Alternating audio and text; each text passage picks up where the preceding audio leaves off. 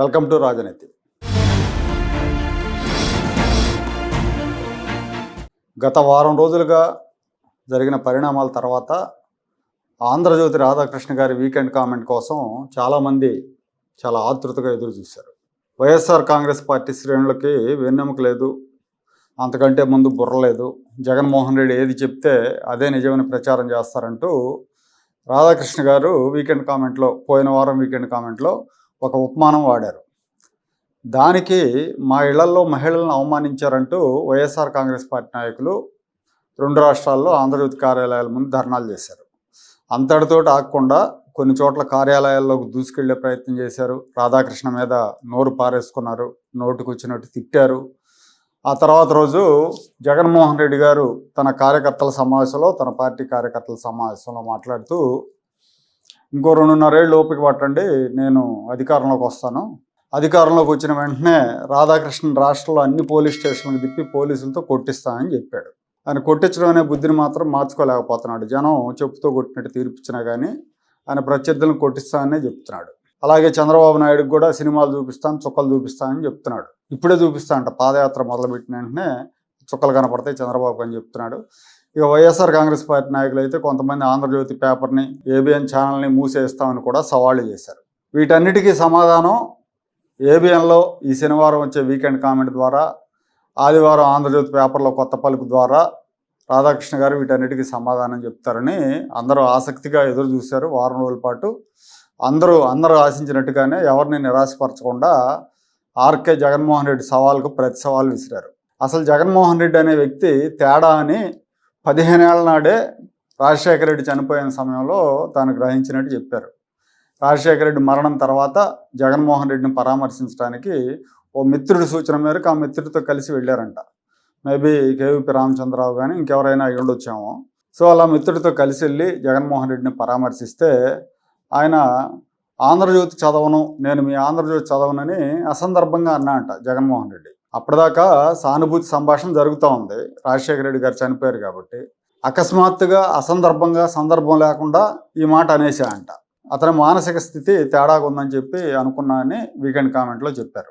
YSR Congress party నాయకులంతా కూడా spineless people అని, వాళ్ళు మేల్ చావనిజంతో ఉంటారని కూడా ఆయన చెప్పారు. జగన్తో విభేదించిన వాళ్ళని ఎవరిని కూడా వాళ్ళు వదలరు, దుష్ప్రచారం చేస్తూనే ఉంటారు.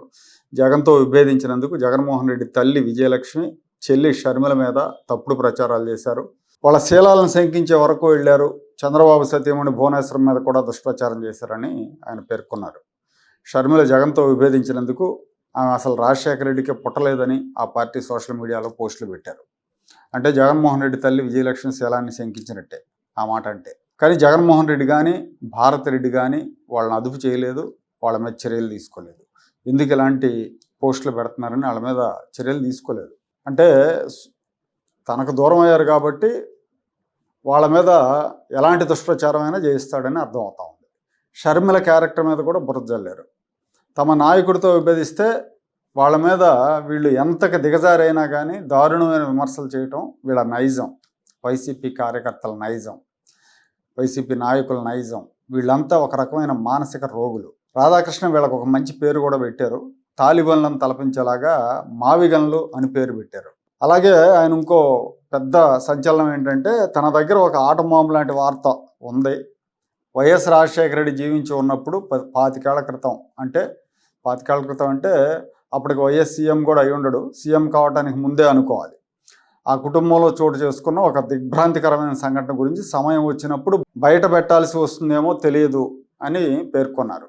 ఆ దిగ్భ్రాంతికర ఘటన గురించి తెలిసిన నాకు వివేకానంద రెడ్డి హత్యకు గురైనప్పుడు పెద్దగా ఆశ్చర్యం కలగలేదని కూడా చెప్పాడు. ఇప్పుడు ఆర్కే ఇలా హింట్ ఇచ్చి వదిలేయటం జగన్ రెడ్డిపై మానసిక దాడి చేసినట్టే. ఈ రోజుల్లో మీడియా, సోషల్ మీడియా ఇవన్నీ ఉంటాయి కదా, చాలా యాక్టివ్గా ఉంటాయి కదా, చరిత్రను తవ్వేస్తారు.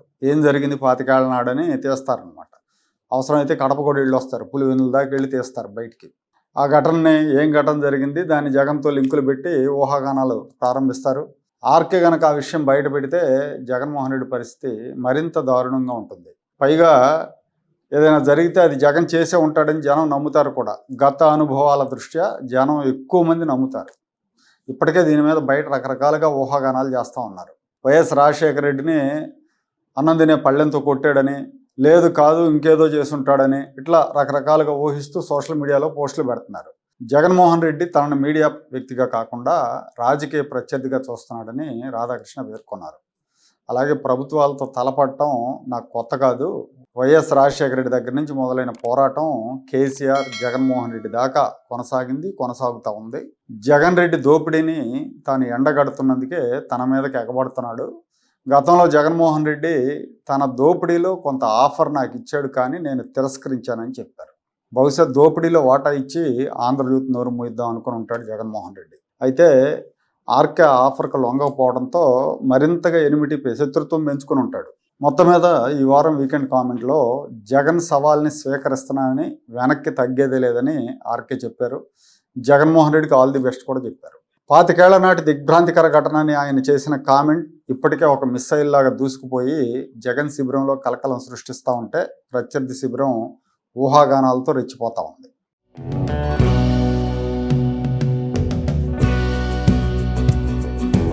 Like, share and subscribe to Rajaniti channel.